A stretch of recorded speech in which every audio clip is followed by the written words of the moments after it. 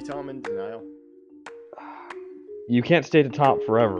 I was also very surprised when I looked at my phone and saw Joe Girardi dismissed. Well, I think mine were with common sense. I think now belongs in the all-time greats top 10. Boston, I really think only got to this point because of a guy named Chris Middleton being out for the Bucks. That power play just was unbearable. It was humming.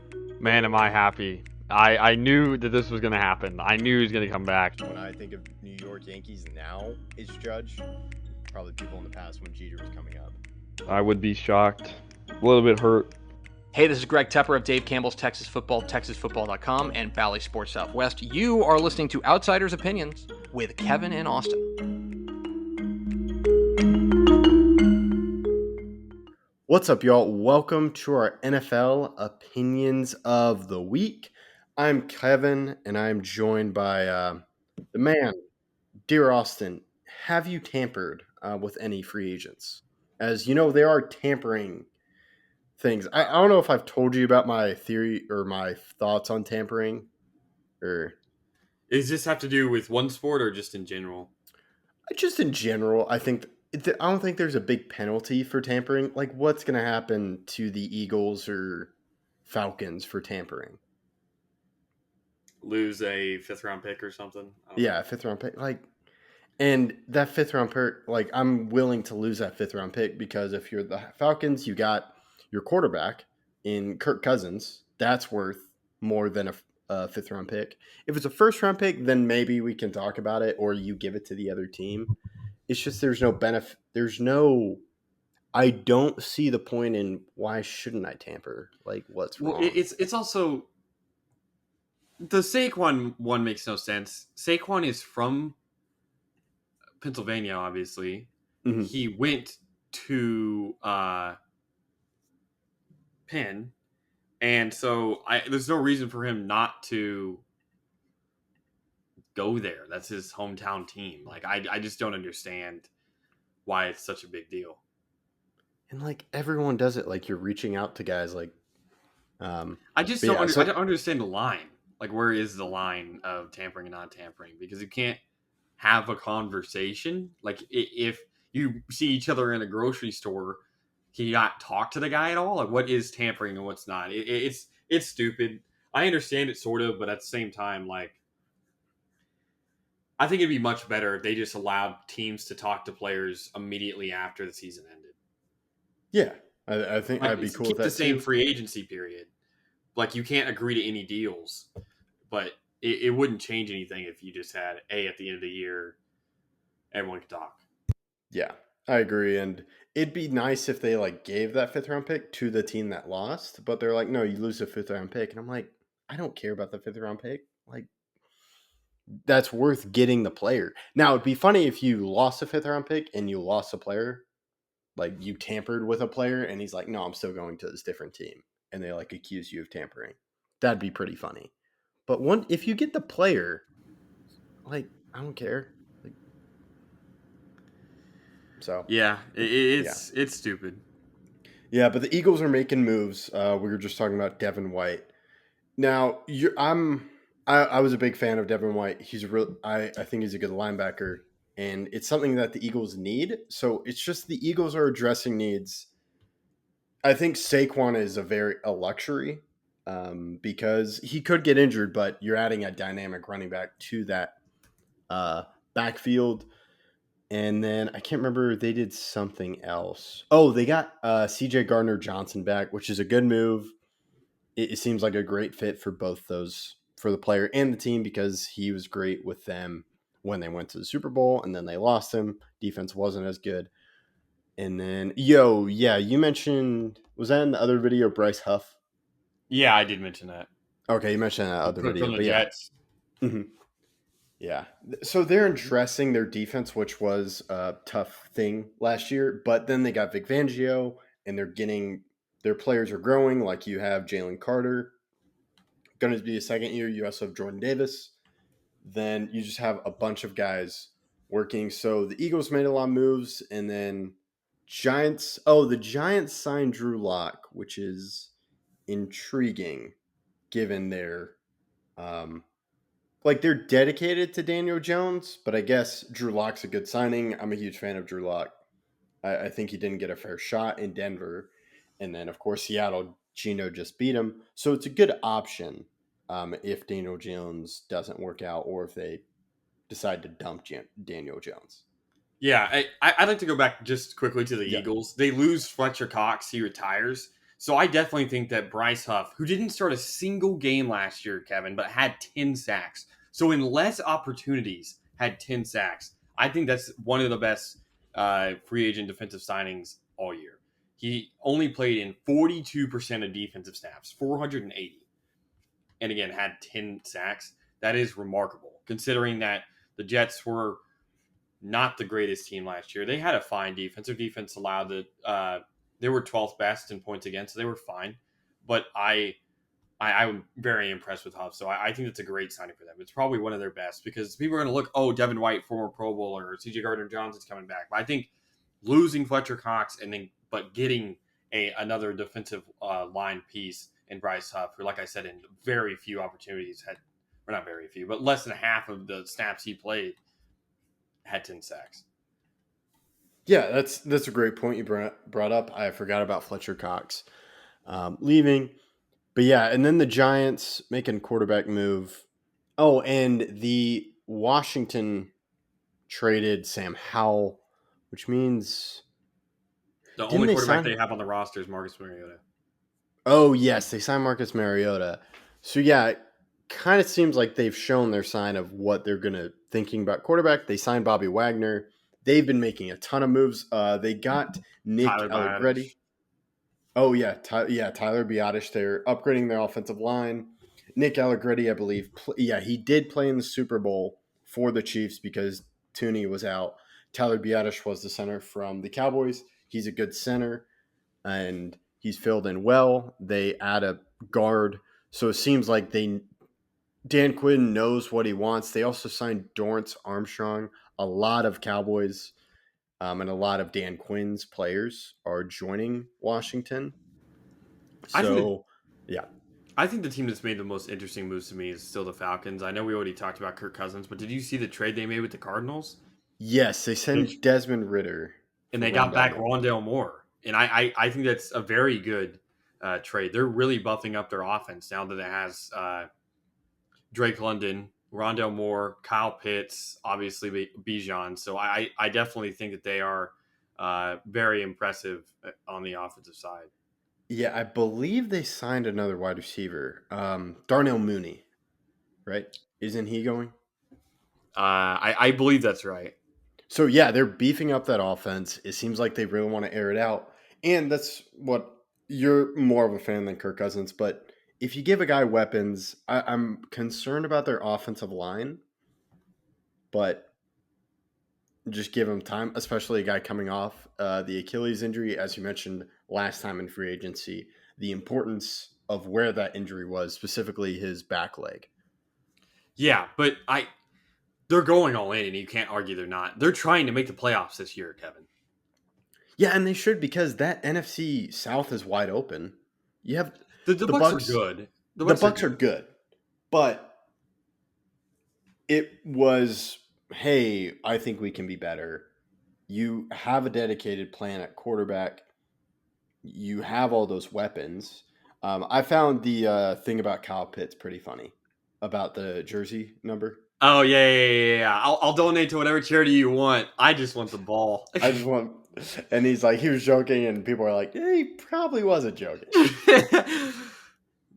But saying in the NFC South, you have the Panthers trade for Deontay Johnson. He's a solid wide receiver. I'm not a huge fan, but it's a good wide receiving weapon for Bryce Young. They've invested in the offensive line, and you have something. I believe they got another wide receiver, right? Panthers. Did they get another wide receiver? Let me check on that while I say what I was going to say. Yeah. I think a big part of trading for Deontay Johnson is the fact that Thielen at the end of last year started to perform a little bit worse than what he was doing all year. He was a 1,000-yard receiver. But at the end, they really started to double team him because he really was their only receiving option between tight end and obviously wide receiver. So picking up Diontae Johnson, who has a history of he had 1,000 yards back in 2021. Well, I don't expect him to be 1,000-yard receiver this year because I still think that Thielen, if he plays like he did last year, Thielen is better than Diontae Johnson. But having two guys that are a clear wide receiver 1 and wide receiver 2 is extremely advantageous for a team that not necessarily expected to have these type of guys. Yeah, I think you bring up a great point. It's not game changing, but it's just like, okay, here's a solid weapon for the Panthers to give Bryce Young. And I can't. Oh, they signed Ihmir Smith-Marsette. I think is the only guy. Maybe. Maybe I don't know. I thought they did something else, but I could totally be wrong. But yeah, I believe Thielen's still on the team, right? Yes, he signed a 3-year. He signed a 3-year. Okay, that's great. Yeah, Thielen and Diontae Johnson, and then maybe they can get someone in the draft. I believe wide receivers deep this year, right? Extremely deep. It's probably the best I've seen in a very long time. So yeah, of course they can go draft a guy.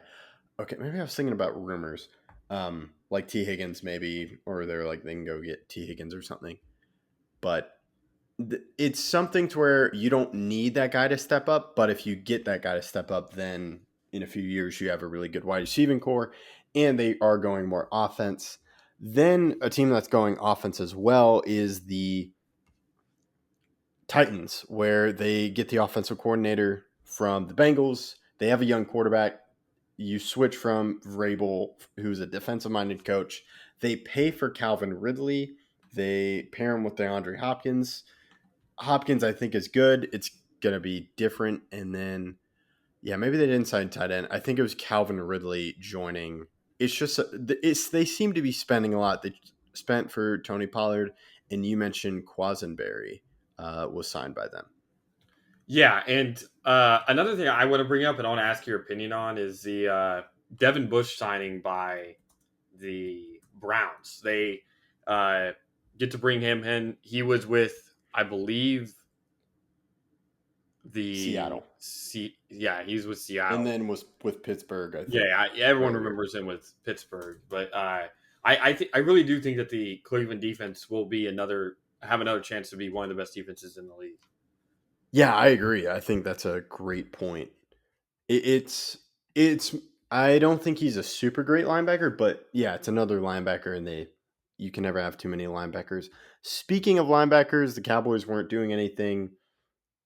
I thought it was pretty funny with Eric Kendricks when he was signing with the Niners and then he flipped to the Cowboys.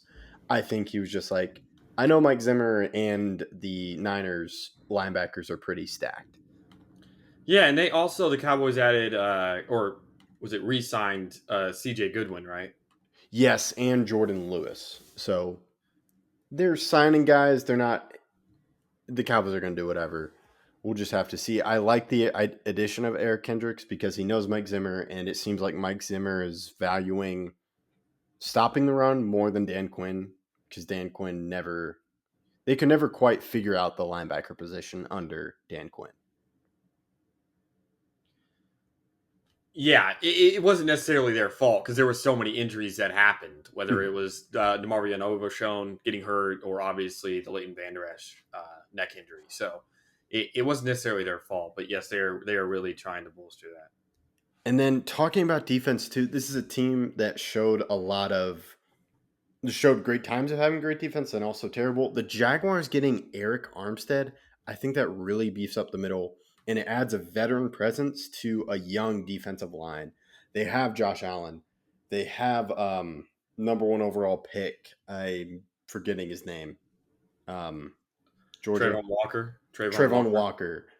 Then I believe there's someone else on that defensive line. But really, I think Eric Armstead is just going to change that dynamic because... Did you mention Josh Allen? Yeah, Josh Allen was starting to break out.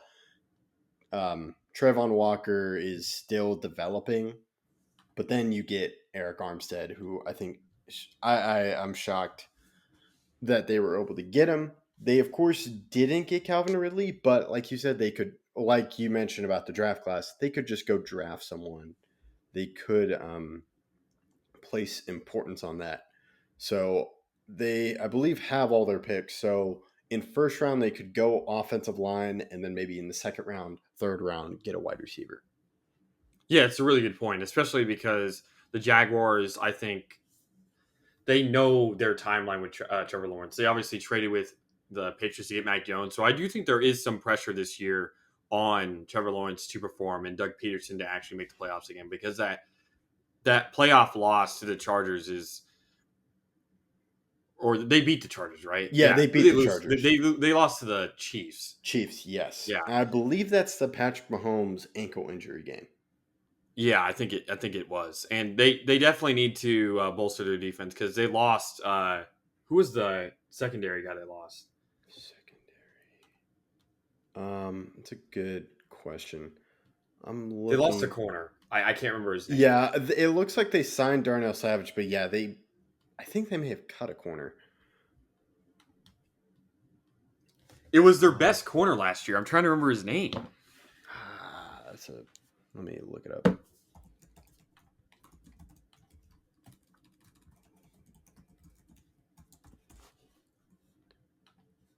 Yeah.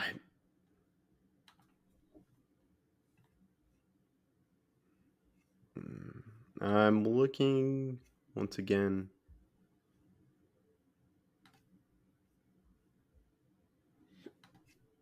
Where? Oh my gosh. Any luck? No, I'm trying to find it. Let me look on this one page. I was looking at all these for, because I remember that they were kind of cleaning house a little bit. Yeah. Man, it's gonna bug me.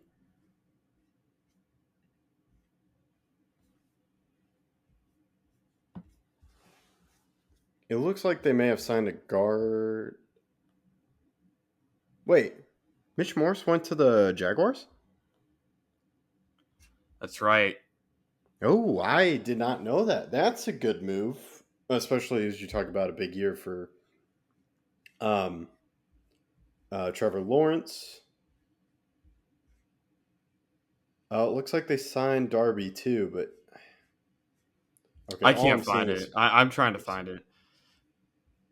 I'm trying to see, but man, that line, because they have Brandon Sheriff. It looks like they signed this guard Cleveland, but yeah, I'll find it and mention it in our next installation, because I know that it was one of their better guys who had played a lot, and he was definitely.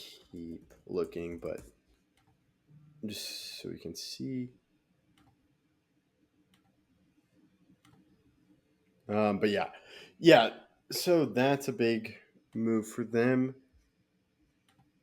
and yeah, I think it is a time, because this is the third year for Peterson. It's also the fourth. They're going to have to figure out if they're going to want to pay Lawrence, and they were just an inconsistent team last year, so. Yeah, and especially how they went on a long run and then had that long losing streak that definitely stopped their chances of getting a playoff spot. Yeah, and is there anyone? I'm trying to think of other moves or other teams. Oh, you of course have Derrick Henry going to the Ravens. It's a nice running back addition. I don't think it totally blasts everything out of the water, but still a solid move for them. Yeah, definitely. I like it. Yeah. So, how do you feel about Jonah Williams to the Cardinals? That's an interesting one. Jonah Williams has been good, but I just don't know how.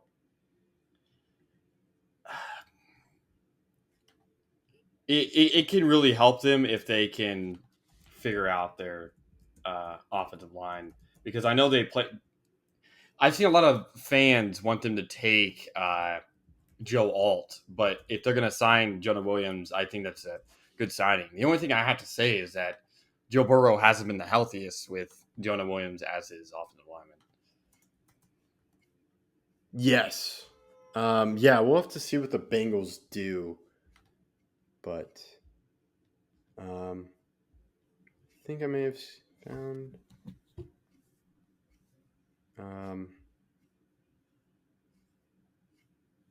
Are you thinking of the corner? The only corners it looks like they lost was Trey Herndon, Chris Claybrook. It's probably Trey Herndon. Okay. Yeah, it does seem like they missed a corner. But yeah, we'll just have to see what they do. But a little bit slower in there. Oh, so I thought the Packers had A.J. Dillon, but it looks like they re-signed him, and then Aaron Jones goes to the Vikings. It's not bad for the Vikings. No, I love that for the Vikings. I think it's a great signing. The only thing that they have to be concerned about is their QB job. They did sign Sam Darnold, but I wonder, he's kind of a guy similar to Gardner Minshew, except Gardner Minshew's a little bit more stable. It gives you options to do it. Yeah, Gardner Minshew's definitely more proven as a actual starter. Yeah. So we'll just have to see with Sam Darnold. But I feel like the Vikings maybe draft a quarterback. I think they trade up and try to draft one of those top first-round guys, or they just try to get Penix and start him next year. Yeah, so we'll just have to see. And I don't really understand the move for Sam. Well, I guess Sam Howell is going to be the backup. I know they said compete, but maybe they're just saying that. I think they're just saying that. Yeah.